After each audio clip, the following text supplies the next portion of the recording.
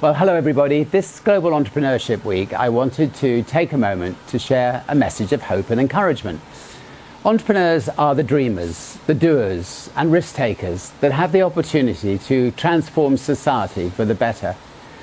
I didn't even know that I was an entrepreneur when I started Virgin. The word wasn't really used back then. I was a young man with big dreams of creating businesses that solved problems and helped improve people's lives. When I first learned the word, I had to ask how to pronounce it. French was never my strong point.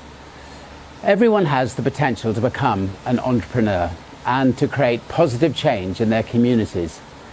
I'm proud to support the Global Entrepreneurship Network, a charity with a mission to make it possible for anyone, anywhere, to start or scale a business. They want to unearth a new generation of entrepreneurs to help figure out better ways of doing things, to create jobs and new opportunities in the wake of the pandemic.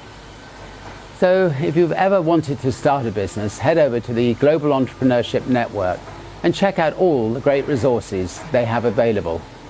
Cheers.